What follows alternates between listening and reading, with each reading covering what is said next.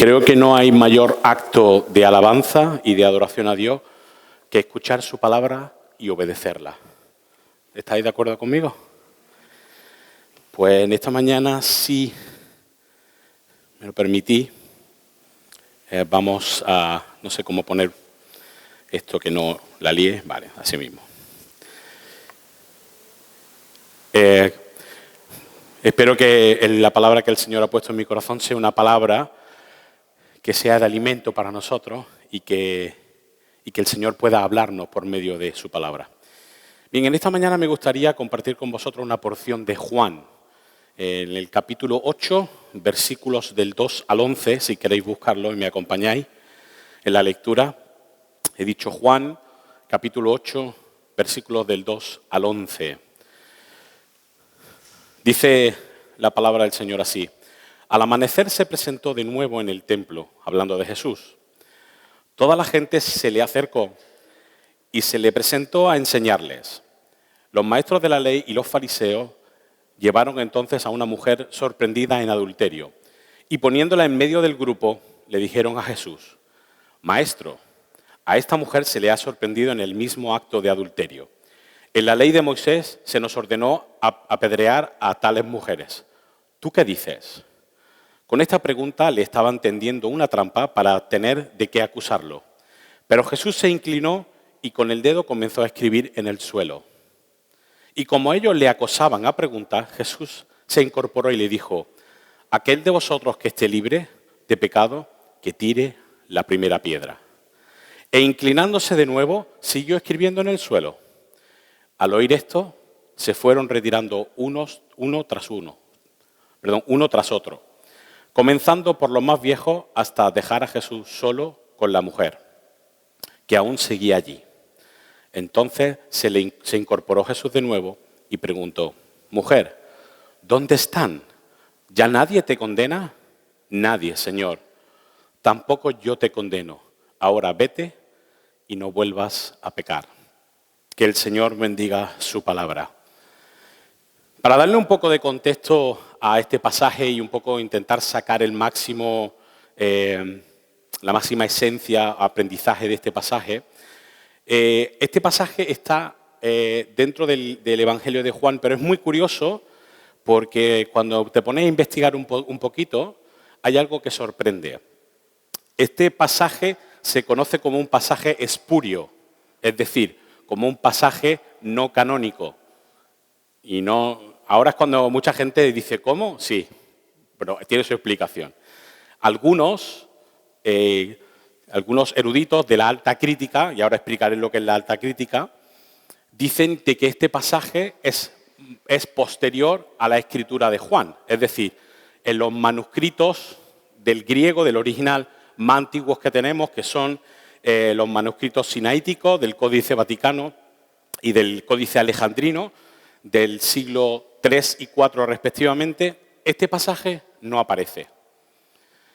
Y bueno, muchos de ellos dicen que hay razones para pensar de que este pasaje no estaba en el original, que no lo escribió Juan.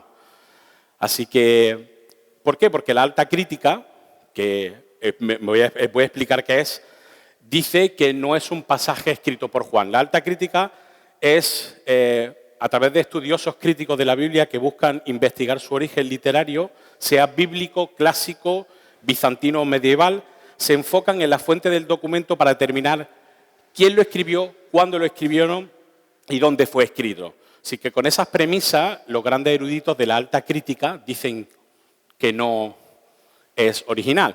Pero la alta crítica tiene un doble rasero. Por ejemplo, la alta crítica dice esto de este pasaje, pero, por ejemplo, corrobora que el escrito de la Odisea de Homero, ¿conocéis toda la Odisea de Homero? Dicen que sí está escrita por Homero. ¿Cómo lo saben? Pues por la cantidad de copias y de escritos que hay de ese documento. Pero resulta de que existen más copias del Evangelio de Juan con este texto que de la Odisea. Pero la alta crítica dice, la Odisea no hay duda que la escribió Homero. Pero con el Evangelio de Juan y en este pasaje, teniendo mucha más documentos que lo corroboran, la alta crítica dice, no estamos seguros. Una de las razones por las que los eruditos cristianos de los primeros siglos pensaban que este texto no era canónico es porque sentaba un precedente. Los primeros padres de la Iglesia tenían un cierto rencor, cierto miedo a este pasaje porque pensaban que este texto abría la puerta a que los pecados sexuales no eran tan graves. Y tenían miedo de que las mujeres lo leyeran y pensaran, bueno, adulterio, mira Jesús, no es tan grave, no pasa nada, es tolerable. En los evangelios vemos que durante toda la vida de Jesús, Él quiso restaurar y devolver la dignidad original con la que la mujer fue creada. Sabemos que en la Biblia encontramos muchos eventos y actos en contra de la mujer. ¿Por qué? ¿La Biblia es machista? No. La sociedad donde Jesús llegó era una sociedad que oprimía a la mujer. Pero para poder contestar a la pregunta si Dios es un Dios machista, es un Dios que ha hecho al ser humano con dos géneros, pero uno de primera categoría y otro de segunda, tenemos que remontarnos al Génesis. Si nos vamos al Génesis 2, versículo 7, ahí dice, y Dios creó al hombre. Hemos traducido la palabra de la creación de Dios como hombre, pero ¿hemos traducido correctamente esa palabra? Si nos vamos al griego original, al hebreo, al idioma original que se escribió el Génesis, la palabra que usa es Adam, que significa ser humano. No necesariamente tiene que tener connotaciones de género, no necesariamente tiene que tener connotaciones masculinas, que las tiene, pero en este primer caso, Adam habla de ser humano, no de una connotación de sexo varón-hombre.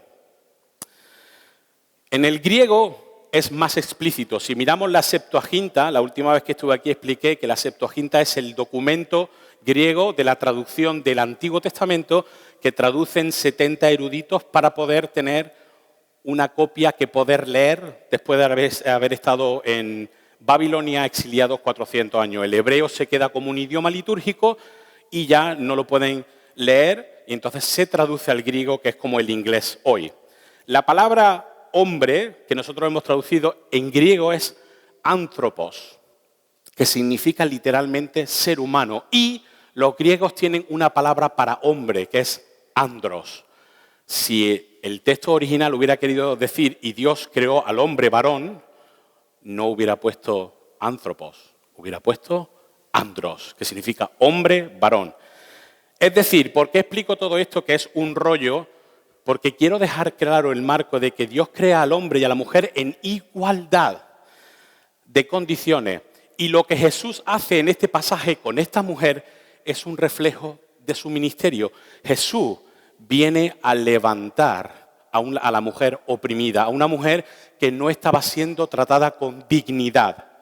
Y Jesús viene a darle su dignidad. ¿Se entiende lo que quiero explicar? ¿Sí? De todas formas, este texto para mí y para otros estudiosos presenta una serie de evidencias que me hace pensar de que no es espurio, de que sí es canónico por las siguientes similitudes lingüísticas entre Juan 8, de 2 al 11 y los paralelos de los otros evangelios. Punto número 1. El inicio del pasaje hace concordarlo con otros momentos, con otra visión de esta escena de otro evangelio, por ejemplo, el de Lucas. Si comparamos Juan 8, 2, que dice que Jesús por la mañana volvió al templo y se sentó a enseñarle, coincide con Lucas 21, 38, que dice que todo el pueblo venía a él por la mañana al templo para oírlo. ¿Veis? Son dos puntos de vista del mismo evento que convergen en un mismo punto, ¿sí? La manera en la que Jesús se dirige en otros puntos de los evangelios coincide coincide cómo Jesús llama a esta mujer. Su manera de dirigirse a la mujer es siempre de la misma manera. Si miramos el versículo 11 de Juan 8, le dice, mujer, ¿dónde están? ¿Ya no te condena a nadie? Y vemos que la misma manera de llamar a las mujeres en Juan 2:4, en el 4:21, en el 19:26, en el 20:15, Jesús se dirige a las mujeres de esta manera. ¿Recordáis el pasaje de las bodas de Canaán? Cuando su madre le dice, ve y échale una mano. ¿Qué contesta Jesús? Mujer, ¿qué tienes contra mí? Si todavía no ha llegado mi hora. ¿Veis? Jesús tenía una manera común de dirigirse a la mujer. Y el último punto es que tanto en otro momento del pasaje de Juan como en este, Jesús anima a las personas que han sido tratadas por él de que no pequen más. En Juan 8:11, Jesús le dice a la mujer, yo tampoco te condeno, vete y no peques más. En Juan 15:14, Jesús trata de la misma forma. Ahora que has sido sanado, vete y no peques más. ¿Qué quiero concluir aquí? ¿Qué marco quiero dibujar? De que el pasaje, aunque es un pasaje polémico, porque muchos eruditos dirían que no es un pasaje digno de ser predicado, por la evidencia que yo veo, no tenéis que estar de acuerdo conmigo, pero yo solamente quería exponeros de que yo estoy seguro de que lo que estoy predicando es algo que es palabra de Dios. ¿Sí? Quiero asegurarme de que este pasaje queda claro de que aunque no queda está exento de dudas, es un pasaje escrito por Juan y es palabra de Dios. ¿Qué podemos aprender de este texto para aplicarnos a nuestra vida hoy? Una de las grandes necesidades que tenemos como creyentes no es que no entendamos la Biblia cuando la leemos. La gran duda, la gran dificultad hoy en día es cómo lo que sucede en este pasaje me afecta a mí, a mi vida, y yo puedo aplicarlo. Cómo el hecho de que Jesús trate con una mujer adúltera, eso tiene que ver conmigo. Pues si queréis acompañarme en este viaje, no sé si lo que acabo de decir os invita o provoca curiosidad, pero me gustaría que me acompañarais en este viaje a ver qué tiene el Señor para nosotros hoy. Este sermón lo he titulado Cuando Jesús nos hace vivir la gracia. Veréis, en el contexto de como cristianos hoy muchas veces nos presentamos delante de una sociedad que todos podemos concluir que es una sociedad que está mal, una sociedad que necesita luz, una sociedad que se ha ido a la oscuridad buscando su propio beneficio. Y esa sociedad podemos concluir que es una sociedad que está de espaldas a Dios, por lo tanto es una sociedad que peca. Pero nosotros, siendo cristianos, cuando miramos a esa sociedad, muchas veces cargamos con juicio injusto a la sociedad. Sí, es una sociedad que peca, es una sociedad que está en contra de Dios, pero a veces nos falta la gracia que Dios tiene para la sociedad y que nosotros no practicamos. Muchas veces hacemos como hicieron los fariseos, la vergüenza pública del pecado y del pecador. Miremos el texto, dice que Jesús enseñando en el templo es interrumpido por los líderes religiosos. Traen a una mujer que es pillada en el mismo acto de adulterio, es decir, tuvo que haber una confabulación, algo preparado para que esta mujer cayera y en el mismo acto la pillaran. Es imposible que una persona que hace algo tan íntimo, sea pillada. ¿Entendéis la idea, no? Pero el hecho de que dice que fue pillada en el mismo acto sugiere de que hubo algo detrás. Es muy interesante que la llama una mujer adúltera. Y yo me pregunto a veces por qué. ¿Qué información nos falta a nosotros para saber que era una mujer adúltera? Cuando vamos al griego original, la palabra que describe a esta mujer es yunakai, que hace referencia a que era una mujer casada. Literalmente podemos traducir la frase que dice en el versículo, creo que es el 3, que dice, los maestros de la ley y los fariseos llevaron entonces a una mujer sorprendida en adulterio. Cuando han traducido la palabra mujer por yunakai, pero la palabra yunakai, si la traducimos literalmente, quiere decir que los maestros de la ley y los fariseos llevaron entonces a una esposa a una mujer casada sorprendida en adulterio. O sea, que había una razón cierta, no era una acusación falsa de que esta mujer estaba haciendo algo que no debía. La ponen en medio del tumulto, haciendo que todos allí pudieran verla, y estaban para que esta mujer estuviera delante de Jesús. Lo curioso es que pretendían juzgarla implicando a Jesús, exponiéndola públicamente. El texto nos dice que era una trampa para que Jesús y los líderes tenían con qué acusar a Jesús.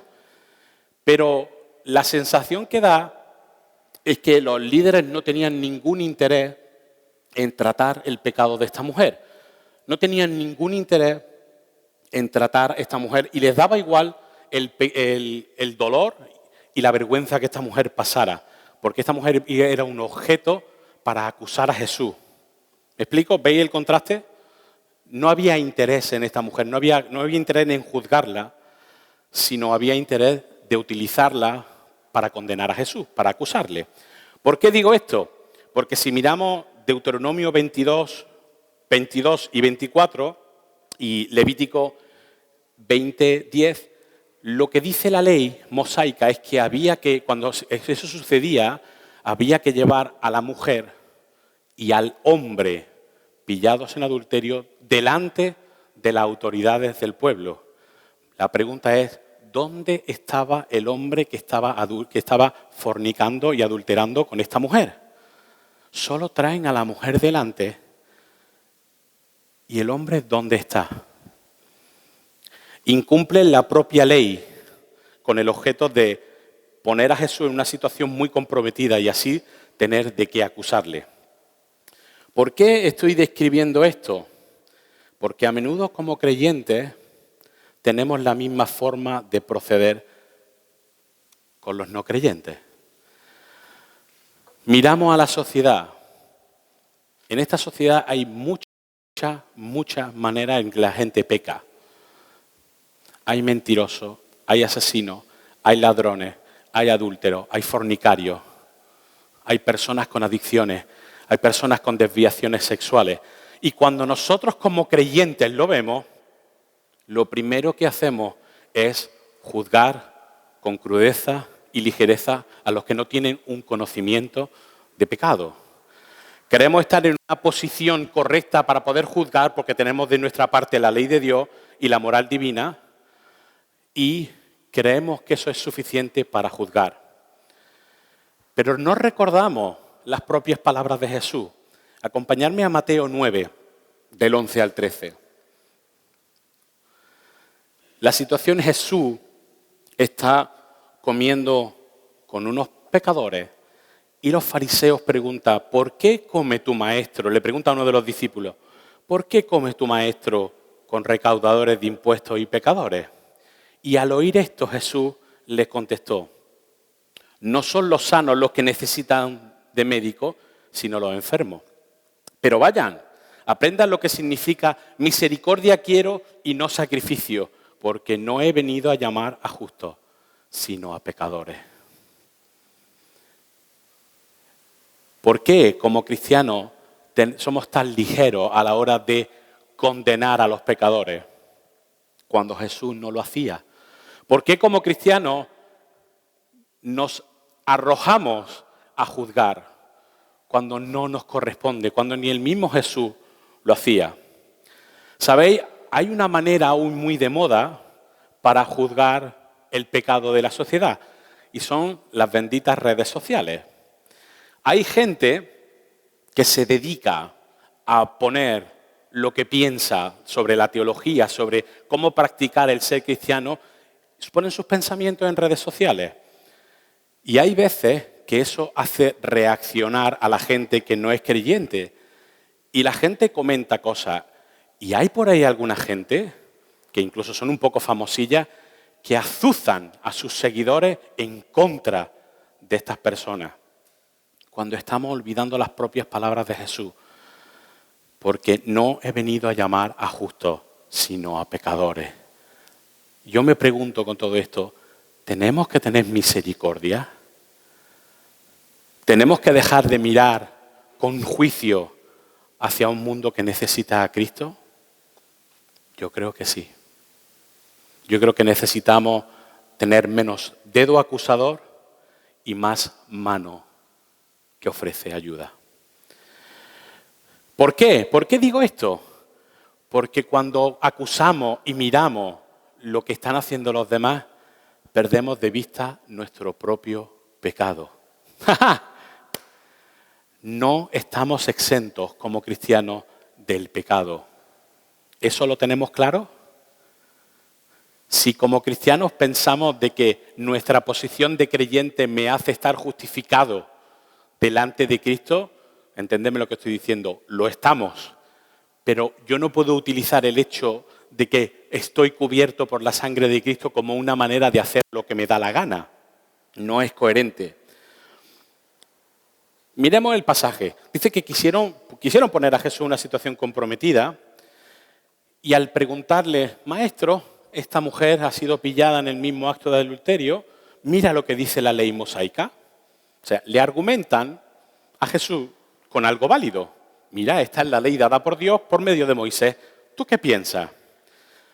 Ponen a Jesús en una situación entre la espada y la pared. ¿Por qué? Porque si Jesús decía, sí, si Jesús decía, no, un momento, no la piden, estaría mostrando una falta y una violación de la propia ley mosaica. Por lo tanto, los judíos tendrían de qué acusarle. Este maestro es un maestro profano. No respeta la ley mosaica, no respeta ni cree en la ley dada por Dios a Moisés.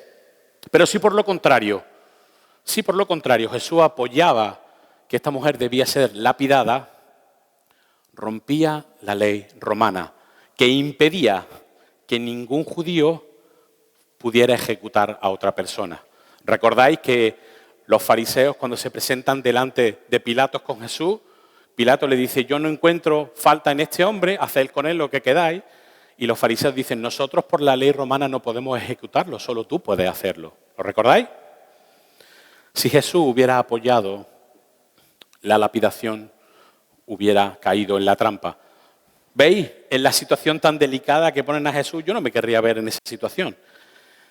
Pero Jesús hace algo que sorprende. Jesús nunca hace nada que sorprenda. Siempre hace que sorprende. Jesús, en vez de contestar, en vez de ser ligero en sus palabras, dice la palabra que se agacha al suelo y se pone a escribir. Vaya contestación pasiva. ¿Qué está haciendo Jesús? Lo que muchos eruditos dicen es que lo que Jesús está haciendo es escribir en el suelo los pecados de todos los que están acusando a esta mujer. Pero, como dice el texto que los fariseos estaban acosando a preguntas a Jesús, no están pendientes de lo que Jesús está escribiendo, sino están pendientes de lo que Jesús va a contestar. Yo me imagino a los fariseos diciéndole, Señor, te hemos hecho una pregunta, ¿tú qué piensas? ¿Tenemos que lapidarla? Venga, hombre, dinos algo que nos interesa tu opinión. Ese tipo de acoso, esa presión. Y Jesús, viendo que no tenían suficiente, les contesta algo que no espera. Aquel de vosotros que esté libre de pecado, que tire la primera piedra. Jesús contesta algo que no esperan, porque ni apoya una cosa ni apoya otra. Señala, pone el foco en realmente lo importante, que era en la justicia. Pone en lo justo cuando los propios líderes religiosos estaban pecando en ese mismo momento. Estaban engañando, estaban acosando injustamente a una persona. Y es en este momento cuando Jesús dice, el primero de vosotros que esté libre de pecado, que tire la primera piedra, es cuando realmente miran al suelo y empiezan a leer todo lo que hay.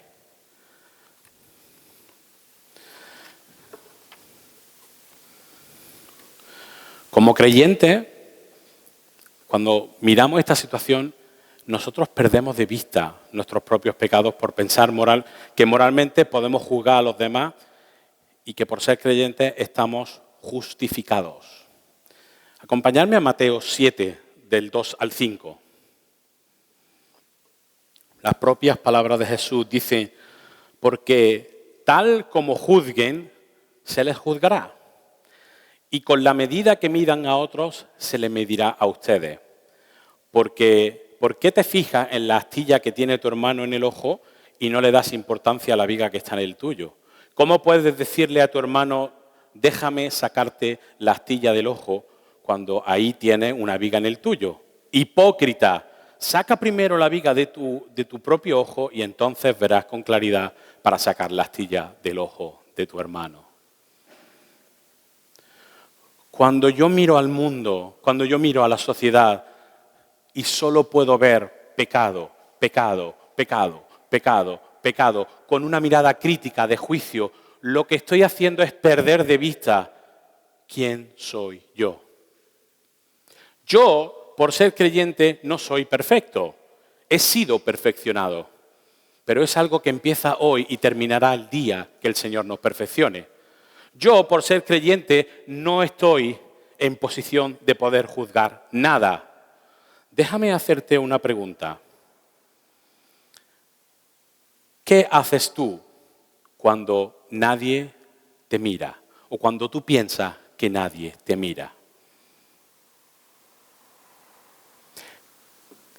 Déjame preguntarte otra cosa.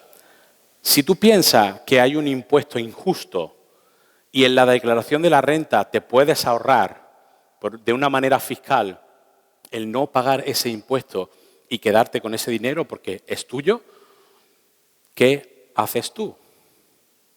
Si cuando vas a comprar algo te dan la opción de no pagar el IVA, ¿qué haces tú? Si por liberarte de una mala situación, una situación muy engorrosa, muy difícil, puedes decir una media verdad, ¿qué haces tú? A veces no son las cosas grandes, no son los asesinatos, no son los robos, son las pequeñas cosas.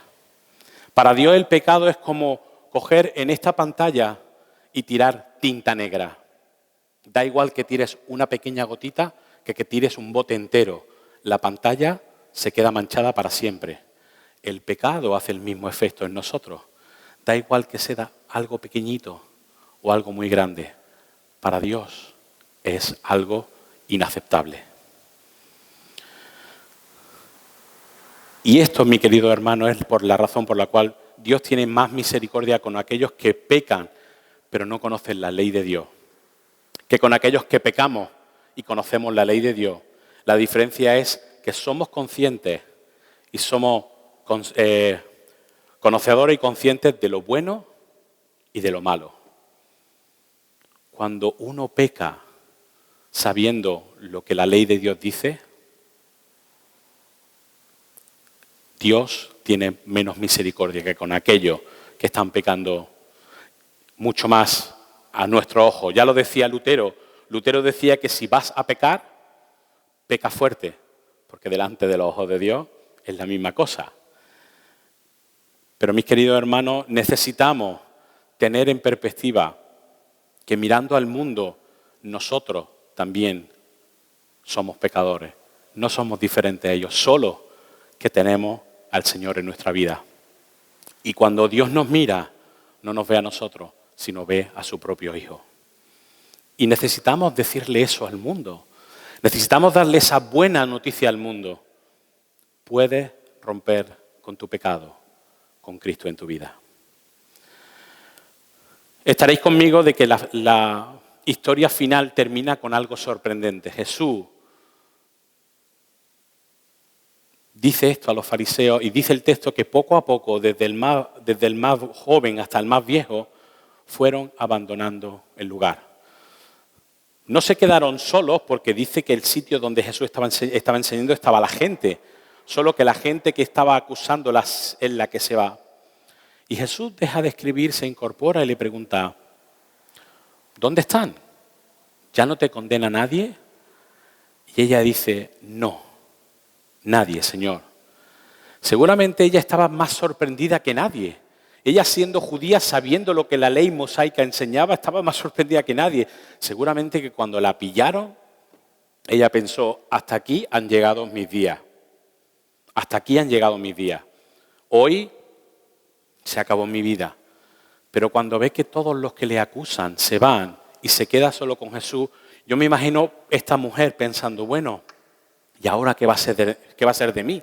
¿Qué me va a decir este rabino? Jesús le dice, vete y no peques más. ¿Qué pensáis que empezó a pensar toda la gente que estaba escuchando a Jesús esa mañana enseñando? Que cuando Jesús dijo eso, vieron esta escena, ¿qué pensó la gente? ¿Pensáis que sorprendió a la gente? ¿Lo pensáis? Cuando miramos a este mundo, necesitamos sorprender al mundo con una respuesta que el mundo no espera. Cuando miramos el pecado, el mundo lo que espera de nosotros es juicio, legalismo, golpes de pecho.